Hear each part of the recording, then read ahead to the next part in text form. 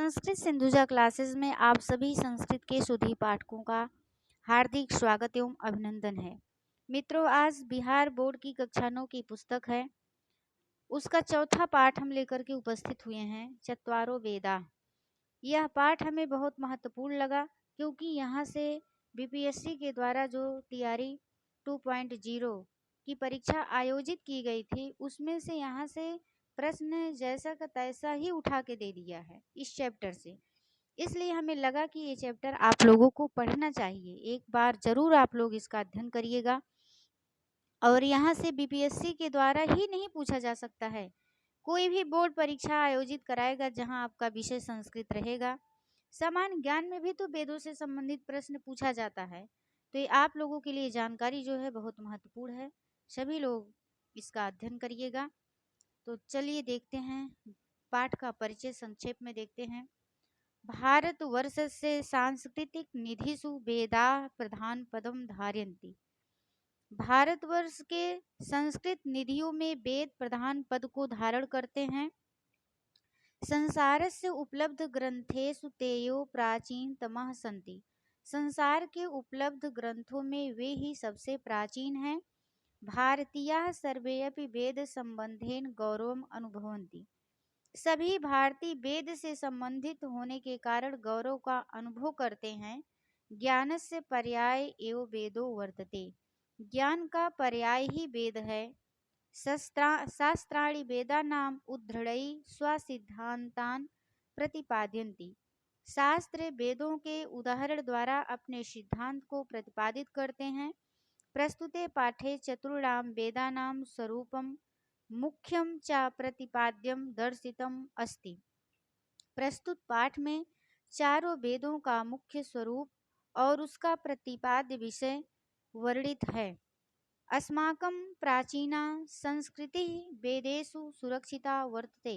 हमारी प्राचीन संस्कृत वेदों में सुरक्षित है।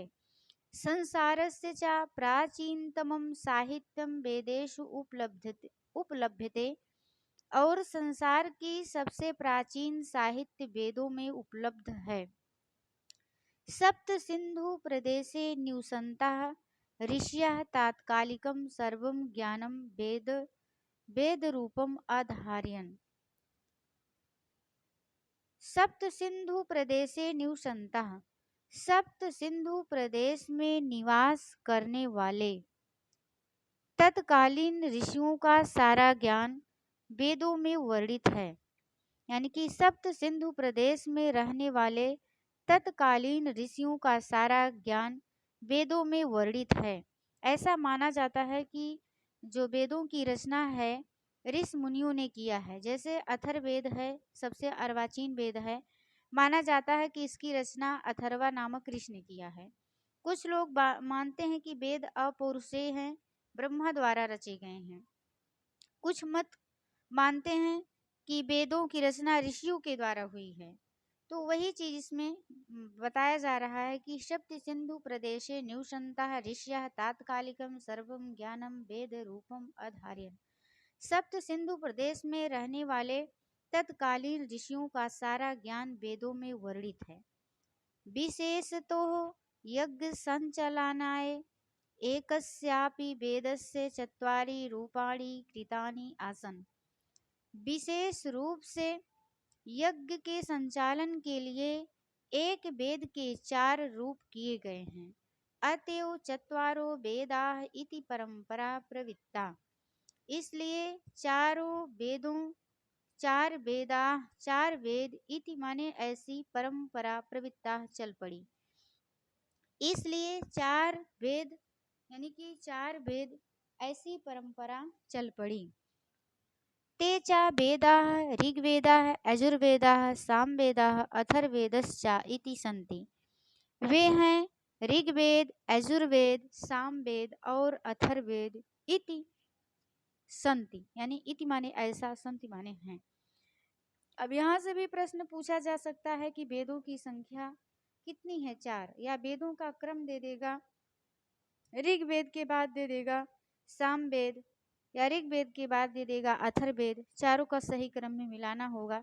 तो वेदों का क्रम यही है। सबसे पहला ऋग्वेद है, उसके बाद यजुर्वेद है, फिर उसके बाद सामवेद है, फिर सबसे अर्वाचीन अथर्ववेद है, सबसे प्राचीन ऋग्वेद है और सबसे नवीनतम जो वेद है वह अथर्ववेद है।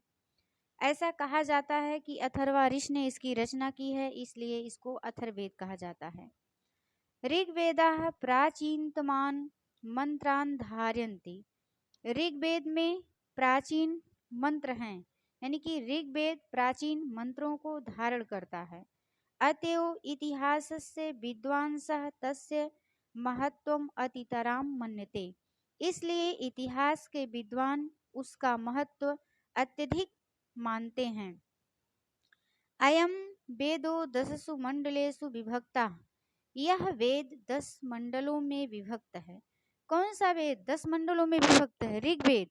ऋग्वेद यानी कि महत्व की दृष्टि से सबसे महत्वपूर्ण माना जाता है ऋग्वेद, सबसे प्राचीन ऋग्वेद। ऋग्वेद किस में विभक्त है? मंडलों में। ऋग्वेद में कितने मंडल हैं? तो 10 मंडल हैं। प्रश्न यहीं से बनेगा, ऐसे ही पूछा जाएगा प्रश्न।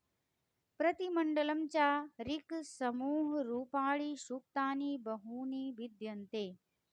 और प्रतिमंडल में ऋचाओं का समूह सूक्त रूप में, बहुत से सूक्तों के रूप में, विद्यन्ते माने विद्यमान है। और प्रतिमंडल में ऋक् समूह सूक्तों के रूप, बहुत से सूक्तों के रूप में विद्यमान है, यानी कि ऋचाएं हैं और सूक्त भी हैं ऋग्वेद में। सूक्ता नाम देवता ऋष्या छंदांसि च पृथक सन्ति। सूक्तों के देवता ऋषि और छंद अलग अलग हैं। जैसे आप लोग पढ़ते हैं अग्नि सूक्त, अग्नि सूक्त के ऋषि कौन है? मधुछंदा। इंद्र सूक्त पढ़ते हैं, इंद्र सूक्त के ऋषि गृत्समद हैं। तो ऐसे सारे वेद हैं। उषस सूक्त है, विश्वामित्र है जिसके ऋषि। तो वही चीज इसमें बताया जा रहा है कि सूक्तों के ऋषि, छंद और देवता अलग अलग हैं। संपूर्ण ऋग्वेदे 1028 सूक्तानि 10,552 ऋचा वर्तन्ते। संपूर्ण ऋग्वेद में 1028 सूक्त तथा 10,552 ऋचाएं हैं। अब यहीं से प्रश्न पूछा जाएगा, दे देगा ऑप्शन में ऋग्वेद में सूक्तों की संख्या है। ए दे देगा 1052, बी दे देगा 1028, सी दे देगा 1000, डी दे देगा 552। तो जो लोग पढ़े रहेंगे कि सूक्तों की संख्या 1028 है वो तो सही कर ले जाएंगे। अगर ऋचाएं पूछता है तो 10,552। अंतर समझना है, अगर सूक्त कहेगा तो इनकी संख्या कम है, 1028 ही है। अगर ऋचाएं पूछता है तो 10,552 है। ऋचा एवं मंत्रा अपि कथ्यन्ते, यानी कि ऋचाएं ही मंत्र भी कहे जाते हैं, यानी कि ऋचाओं को ही मंत्र कहा जाता है। ऋग्वेदे देवानाम आह्वानार्थम मंत्रा इति कर्म कांड उपयोगा। ऋग्वेद में देवताओं के आह्वान के लिए कर्म कांड उपयोगा, यानी कि यज्ञों में मंत्र का उपयोग होता है। ऋग्वेद में देवताओं के आह्वान के लिए कर्म कांड में, यानी कि यज्ञों में मंत्रों का उपयोग होता है।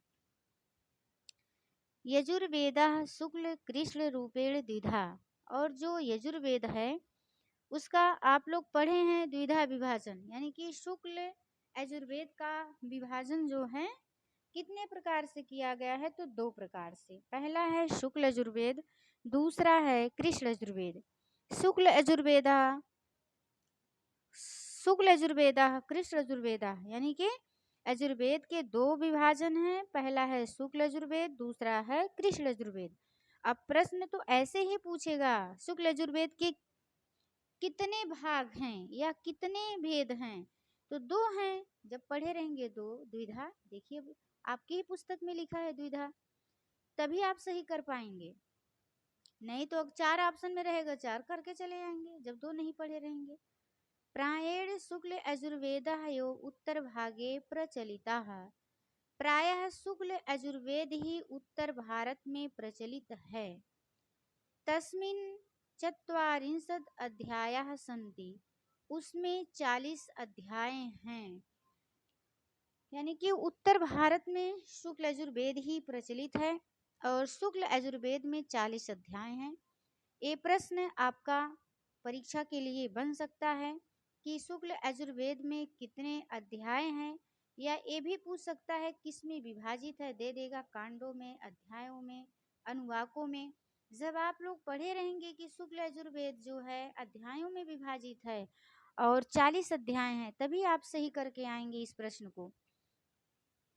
अध्यायेषु अनेके गद्य पद्यात्मकाः मंत्राः सन्ति। अध्यायों में अनेक गद्य और पद्यात्मक मंत्र हैं। यानी कि अध्यायों में गद्य और पद्यात्मक क्या हैं? मंत्राः सन्ति, मंत्र हैं। तेषु मुख्यतो विविध धर्म संपादनाय विधयो दर्शिता। तेषु यानी कि उनमें मुख्यतः विविध विभिन्न प्रकार के कर्म संपादनाएं, कर्म संपादन के लिए विधियां दर्शिता, विधियां बताई गई हैं। उनमें मुख्य रूप से विभिन्न कर्मों के संपादन की विधियां बताई गई हैं। यजुर्वेदस्य अर्थयो वर्तते यज्ञवेदः। यजुर्वेद का अर्थ ही है यज्ञवेद, यानी कि यजुर्वेद का अर्थ ही है यज्ञवेद। अब ये भी प्रश्न पूछा जा सकता है कि यजुर्वेद का अर्थ क्या है, तो यज्ञवेद है। जब आप इस चैप्टर को पढ़े रहेंगे तभी सही करके आएंगे यज्ञवेद। प्रचलिते शुक्ल यजुर्वेदे 1975 मंत्राः संकलिताः। प्रचलित शुक्ल यजुर्वेद में 1975 मंत्र संकलित हैं। अभी चलिए एक बार इस चैप्टर को पूरा पढ़ाते हैं, तब टू द पॉइंट चलते हैं। यज्ञेषु अस्य वेदस्य व्यापकः प्रयोगः। यज्ञेषु अस्य, यज्ञों में इस वेद का व्यापक प्रयोग होता है। यज्ञों में इस वेद का व्यापक प्रयोग है। सामवेदः प्रायेण ऋग्वेदस्य ज्ञात्मकैः मंत्रैः संकलितः। सामवेद में प्रायः ऋग्वेद के ज्ञात्मक मंत्र संकलित हैं। सामवेदः प्रायेण ऋग्वेदस्य ज्ञात्मकैः मंत्रैः संकलितः। सामवेद में प्रायः ऋग्वेद के ज्ञात्मक मंत्रों का संकलन है। तत्र यज्ञे समाहुतानां देवानां प्रसादनं लक्ष्यम् अस्ति। प्रसादनं च गानेन भवति। तत्र यज्ञे, वहाँ यज्ञ में समाहुतानां देवानां प्रसादनम, वहाँ यज्ञ में आवाहित देवताओं को प्रसादनम लक्ष्यम अस्ति, प्रसन्न करने का लक्ष्य है। यहाँ कहाँ? ऋग्वेद, सामवेद में, क्षम्यताम, सामवेद में। तत्र यज्ञे समाहुतानां देवानां प्रसादनम लक्ष्यम अस्ति, यानी कि वहाँ यज्ञ में समाहूत देवताओं को प्रसन्न करने का लक्ष्य है। कहाँ? सामवेद में। प्रसादनम च गानेन भवति, और प्रसन्न करने के लिए प्रसन्न किया जाता है। किससे? गान, और गान के द्वारा प्रसन्न किया जाता है। अतएव सामवेदस्य गायकाः उद्गातारः कथ्यन्ते, इसलिए सामवेद के गाने वाले को उद्गाता कहा जाता है, या इसलिए सामवेद के गाने वाले उद्गाता कहे जाते हैं। भारतीयं संगीतं सामवेदाद् एव प्रारभ्यते। भारतीय संगीत सामवेद से ही प्रारंभ हुई है। सामवेदे 1875 मंत्राः सन्ति। सामवेद में 1875 मंत्र हैं। सामवेदस्य पूर्वार्चिक उत्तरार्चिक भागयो विभक्ता। सामवेद पूर्वार्चिक और उत्तरार्चिक दो भागों में विभक्त है। अब पूछ लेगा पूर्वार्चिक और उत्तरार्चिक किसके भाग हैं, तो सामवेद के हैं। जब पढ़े रहेंगे तो सही कर ले जाएंगे आप लोग। अगला है अथर्वेदो लौकिकम वैज्ञानिकम च विषयम विशेषेण धत्ते। अथर्वेद लौकिक और वैज्ञानिक विषय को विशेष रूप से धारण करता है। अयम 20 कांडेषु विभक्ता है, यह 20 कांडों में विभक्त है। अभी आप लोग पढ़े हैं ऋग्वेद किस में विभक्त है? मंडल में। और यजुर्वेद किस में विभाजित है? शुक्ल यजुर्वेद। अध्यायों में 40 अध्याय हैं। ऋग्वेद में 10 मंडल हैं। सामवेद अभी पढ़े हैं आप लोग, उसके 2 भाग हैं, पूर्वार्चिक और उत्तरार्चिक। फिर आप लोग पढ़ रहे हैं अथर्ववेद। अथर्ववेद कांडों में विभाजित है। कितने कांड हैं? 20 कांड हैं। जब पढ़े रहेंगे इस चैप्टर को तभी ये सब प्रश्न बनेगा आप लोगों से। प्रतिकांडम चा सूक्तानि वर्तन्ते। प्रतिकांडम चा सूक्तानि वर्तन्ते। और प्रतिकांडों में सूक्त हैं। सूक्तेषु चा ऋग्वेदवत मंत्राः सन्ति। सूक्तों में ऋग्वेदवत मंत्र हैं।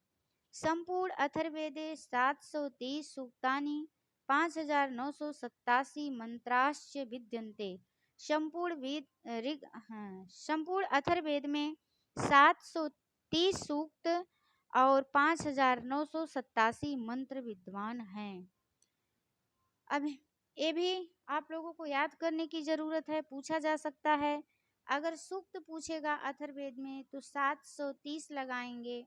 अगर मंत्र पूछेगा कि अथर्ववेद में कितने मंत्र हैं तो वहाँ आप लोगों को 5987 मंत्र मारना है। अत्र द्वादशे कांडे भूमि सूक्तम वर्तते। इसके 12वें कांड में भूमि सूक्त है। यत्र मातृभूमि स्तुति विस्तृण कृता है। यहाँ मातृभूमि की स्तुति विस्तार पूर्वक की गई है।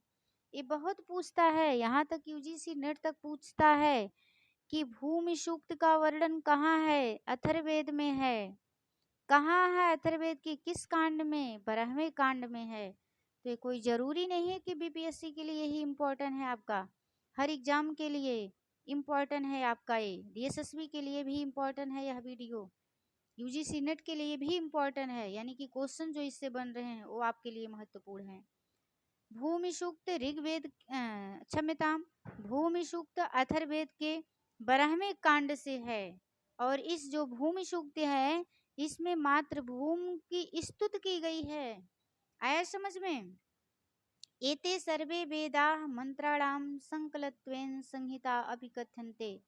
एते सर्वे, ये सब वेदा वेद मंत्राणाम संकलत्वेन, मंत्रों के संकलन के कारण संहिता अपि कथ्यन्ते, संहिता भी कहे जाते हैं।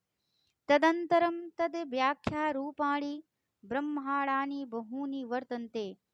तद व्याख्या रूपाणि, तदंतर मतलब उसके बाद, उसकी व्याख्या के रूप में बहुत से ब्राह्मण हैं। कर्म कांड पराणी, कर्म कांड परक।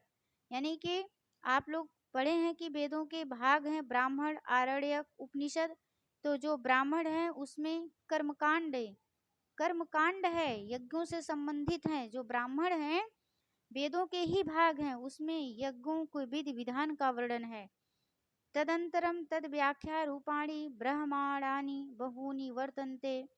कर्मकांड, कर्मकांड पराणी। तदंतर यानी कि इसके पश्चात तद व्याख्या रूपाणि, उसके व्याख्या के रूप में ब्राह्मण बहुत से हैं। और उसमें क्या है? कर्मकांडान प्राणी यानी कि यज्ञ परक हैं। दार्शनिक चिंतन पराणी आरण्यानि शुद्ध दर्शन पराह उपनिषद, उपनिषदस्य विकसिता है। दार्शनिक चिंतन पराणी अरण्यानि, और आरण्यक जो हैं ब्राह्मण, आरण्यक, उपनिषद, ये सब क्या हैं? वेदों के ही भाग हैं। दार्शनिक चिंतन परक अरण्यानि मतलब आरण्यक हैं। शुद्ध दर्शन परंपरा उपनिषद विकसिता है। पूछा गया क्वेश्चन है, झारखंड पीजीटी में पूछा गया है। बीपीएससी में जो टीआरई 2 में टीजीटी पीजीटी आयोजित की गई थी उसमें भी यहाँ से प्रश्न बना है और आने वाले एग्जाम में भी बन सकता है कि उपनिषद कैसे हैं। तो उपनिषद जो हैं वो दार्शनिक ग्रंथ हैं। उसमें क्या है? दर्शन है। उपनिषदों में क्या है? दर्शन है। यहाँ देखिए आप लोग अंडरलाइन किए हैं, शुद्ध दर्शन परा उपनिषद से। जो उपनिषद हैं शुद्ध दर्शन परा हैं, यानी कि शुद्ध दार्शनिक हैं। आरण्यक क्या है? दार्शनिक चिंतन है। जो आरण्यक है उसमें दार्शनिक चिंतन है। ब्राह्मण है उसमें यज्ञ का विधान है। और जो उपनिषद हैं वो शुद्ध दर्शन परंपरा है, विकसित किए गए हैं, विकसित हैं। सर्वे अपि एते वेद संहिता नाम कृते पृथक पृथक सन्ति। ये सभी वेद संहिताओं के लिए अलग अलग बनाए गए हैं, अलग अलग हैं। अपि च वेदानाम् अंगरूपेण शिक्षा कल्प व्याकरणं निरुक्तं छन्दं ज्योतिषं च इति षड् वेदांगानि विपुलं साहित्यं प्रस्तुवन्ति। सर्वम् इदं मिलित्वा विशालं वैदिकं साहित्यम इति वर्तते। अब ये भी जो प्रश्न है वेरी वेरी मोस्ट इम्पॉर्टेंट है, पूछा जाता है। ये बीपीएससी के द्वारा जो यस्टेट आयोजित किया गया था उसमें भी पूछा है, नेट में पूछा गया है। नेट में ऐसा कोई साल जाता होगा कि जो वेदांगों की संख्या 6 है, इसमें से कहीं ना कहीं से ना पूछा जाए प्रश्न, कहीं ना कहीं से पूछा ही जाता है। इसलिए वेदांगों की संख्या कितनी है, 6 है, और किसको क्या कहा जाता है, ये सब आप लोगों को आना ही चाहिए। अपि च वेदानाम अंग रूपेण, और वेदों के अंग के रूप में शिक्षा कल्प व्याकरण निरुक्त छंद ज्योतिष षड वेदांग आनी, मतलब ये क्या है, 6 वेदों के अंग हैं। वेद, अब पूछा जाएगा वेदों की वेदांगों की संख्या कितनी है, 6, कौन कौन है, शिक्षा कल्प व्याकरण निरुक्त छंद ज्योतिष। ज्योतिष को नेत्र कहा जाता है। वेद को पुरुष रूप में कल्पना की गई है, तो वेद रूपी पुरुष का जो ज्योतिष है, नेत्र है, आंख है, छंद पैर माना गया है, निरुक्त को कान माना गया है, व्याकरण को मुख माना गया है, कल्प को हाथ माना गया है, शिक्षा को नाक माना गया है, नासिका। तो आना चाहिए आप लोगों को। अब देखिए यहाँ संधि विच्छेद दिया है, संधि विच्छेद है, आप लोग सरसरी निगाह से देख लीजिए।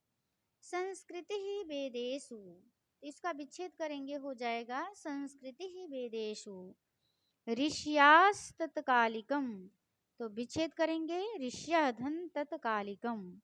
कृतान्य आसन, कृतानि धन आसन अथर्वेदश्चा इति, विच्छेद करेंगे तो हो जाएगा अथर्वेदा धन चा धन इति। वेदा नाम आह्वानार्थम, अलग करेंगे तो देवा, क्षम्यताम देवा नाम है, देवा नाम आह्वानार्थम, देवा नाम धन आवाहन धन अर्थम। चत्वारिंशत् अध्यायाः, चत्वारिंशत् धन अध्यायाः यज्ञेषु अस्य, इसको अलग अलग करेंगे जब संधि विच्छेद करेंगे, यज्ञेषु अस्य, तो यज्ञेषु धन अस्य, ज्ञात्मक ही मंत्र ही, इसको अलग अलग करेंगे तो हो जाएगा ज्ञेयात्मक ही धन मंत्र ही। साम वेदादेव, अलग करेंगे तो साम वेदात धन एव। अध्यायुष अनेके, अलग करेंगे तो अध्यायेषु धन अनेके। इधर देखिए प्रकृत प्रत्यय का विभाग, उपलभ्यते, उप उपसर्ग है, लभ धातु है, लट लकार है, यह कर्मवाच्य में यक प्रत्यय लगाकर कर्मवाच्य में उपलभ्यते, कर्मवाच्य की क्रिया बनी है उपलभ्यते, प्रथम पुरुष एक वचन में। उप उपसर्ग लभ धातु है, लट लकार प्रथम पुरुष एक वचन, यक प्रत्यय लगा तो बन गया उपलभ्यते। प्रवृत्ता, प्रा उपसर्ग है, वृत धातु है, ता प्रत्यय धन टा प्रत्यय। दर्शिता, दृश्य धातु है, ऋष प्रत्यय धनकता प्रत्यय धन टा प्रत्यय। मिलित्वा, मिल धातु है, कत्वा प्रत्यय है। विभक्ता, वि उपसर्ग है, भस धातु है, ता प्रत्यय है। कृता, क्री धातु है, अक्ता प्रत्यय धन टा प्रत्यय कृता। निवसंता, नि उपसर्ग वस धातु सत्रि प्रत्यय है। अब एकता विस्तार आप लोगों के लिए बहुत महत्वपूर्ण है, देख लेते हैं एक बार। वेद भारत के ही नहीं संपूर्ण विश्व के प्रथम उपलब्ध ग्रंथ हैं। ये वैदिक भाषा में जो संस्कृत का सबसे यहाँ मिट गया है, एक मिनट, पुस्तक से देख लेते हैं, साफ साफ पीडीएफ में आया नहीं है। योग्यता विस्तार में यहाँ है संस्कृत का, हाँ, ये वैदिक भाषा में है जो संस्कृत का ही प्राचीन रूप है। चारों वेदों के मंत्रों का संकलन यज्ञ की दृष्टि से हुआ है। यज्ञ में देवों के आवाहन के मंत्र ऋग्वेद में, यज्ञ के विधि विधान के मंत्र यजुर्वेद में, देवों को प्रसन्न करने के लिए संगीतमय मंत्र सामवेद में और यज्ञ के विघ्नों के निवारक मंत्र अथर्ववेद में है। वेरी मोस्ट इम्पॉर्टेंट ये लाइन है, यहाँ से प्रश्न बना सकता है बीपीएससी, दे देगा कि देवों को आवाहन के लिए मंत्र कहाँ है, किस वेद में है, तो ऋग्वेद में। यज्ञ के विधि विधान का वर्णन किस वेद में है, तो यजुर्वेद में। देवों को प्रसन्न करने के लिए कौन सा वेद है, तो सामवेद है। संगीत में कौन सा वेद है, सामवेद है। यज्ञों के विघ्नों के निवारक मंत्र किस वेद में है, तो अथर्ववेद में है। जब पढ़े रहेंगे तभी सही कर पाएंगे। वेद को पुरुष का यहाँ वध लिख है, मिसप्रिंट हुआ है, तो वेद है। वेद को पुरुष का रूप देकर उसके 6 प्रमुख अंगों के रूप में 6 वेदांग शास्त्र बने। शिक्षा उच्चारण का शास्त्र नासिका है, कल्प यज्ञ विधि विधान का शास्त्र हाथ है, ज्योतिष काल ज्ञान का शास्त्र नेत्र है, निरुक्त अर्थ ज्ञान का शास्त्र कान है, छंद पद्यात्मक मंत्रों में चरण व्यवस्था का शास्त्र पैर है, और व्याकरण शुद्ध वाणी का शास्त्र, यानी कि शुद्ध वाणी का शास्त्र व्याकरण है। तो व्याकरण को वेद रूपी पुरुष का मुख, इसलिए ये वेदांग वेद के उपकारक कहे गए हैं। अंग उपकारक होते हैं। कहा गया है सांग वेदम अधीत, वेद को अंगों के साथ पढ़ना चाहिए। यानी कि ऐसा कहा जाता है कि वेदों को अंगों के साथ पढ़ना चाहिए, यानी कि उनको सरल बनाने के लिए इन वेदांगों की रचना की गई है। जो कल्प है, इसमें यज्ञ के विधि विधान का वर्णन है। ज्योतिष में काल का ज्ञान शास्त्र है, और निरुक्त में अर्थ ज्ञान है, यानी कि वैदिक शब्दों का अर्थ बताया गया है। छंद मतलब पद्यात्मक मंत्रों में जो चरण व्यवस्था है वो छंदों में है। जो व्याकरण है वह शुद्ध वाणी का शास्त्र है। और एक यहाँ देख सकते हैं, शिक्षा को नासिका कहा गया, कल्प को हाथ, ज्योतिष को नेत्र, निरुक्त को कान, छंद को पैर, व्याकरण को मुख। वेरी मोस्ट इम्पॉर्टेंट क्वेश्चन है, सभी को ये आना चाहिए, याद होना चाहिए। आपके बिहार या स्टेट के लिए भी महत्वपूर्ण है, मेंस के लिए। अब एक बार देख सकते हैं ऋग्वेद किसमें विभाजित है, मंडल में कितने मंडल हैं, 10 मंडल हैं। ऋग्वेद में 1028 यानी कि 1028 सूक्त हैं, और 10,552 ऋचाएँ हैं या मंत्र। मंत्र को ही ऋचा कहा जाता है। और शुक्ल यजुर्वेद के द्विधा विभाजन है, क्षम्यताम, यजुर्वेद के द्विधा विभाजन है, शुक्ल यजुर्वेद और कृष्ण यजुर्वेद। शुक्ल यजुर्वेद में 40 अध्याय हैं, और प्रचलित शुक्ल यजुर्वेद में 1975 मंत्र हैं। सामवेद ज्ञात्मक है, और सामवेद में जो ऋग्वेद का ज्ञात्मक मंत्र है उसी का वर्णन है सामवेद में। और आप लोग देख सकते हैं कि सामवेद में 1875 मंत्र हैं। इसके 2 भाग हैं, पूर्वार्चिक और उत्तरार्चिक। अथर्ववेद कांडों में विभाजित है, 20 कांड हैं, 730 सूक्त हैं, 5987 मंत्र हैं। ये सब आपके एग्जाम के लिए महत्वपूर्ण है। यानी कि जो ब्राह्मण हैं उसमें यज्ञों से संबंधित वर्णन है। आरण्यक हैं, दार्शनिक चिंतन से संबंधित हैं। उपनिषद हैं, शुद्ध दर्शन परंपरा है, दार्शनिक ग्रंथ उपनिषद हैं। वेदांगों की संख्या 6 है। शिक्षा कल्प व्याकरण निरुक्त छंद ज्योतिष। शिक्षा क्या है, नाक है, कल्प क्या है, हाथ है, व्याकरण क्या है, मुख है, निरुक्त क्या है, कान है, छंद पाद है, ज्योतिष नेत्र है। तो आज के लिए बस इतना ही। हम मिलते हैं किसी दूसरे वीडियो में। यह बहुत महत्वपूर्ण चैप्टर है, सभी लोग एक बार ज़रूर देख लीजिएगा, यहाँ से प्रश्न बनने की संभावना है। बीपीएससी ने जो आयोजित किया था TRE 2.0, तो उसमें प्रश्न पूछा गया है। बस आज के लिए इतना ही। धन्यवाद। नमः संस्कृताय। जय हिंद, जय भारत, वंदे मातरम।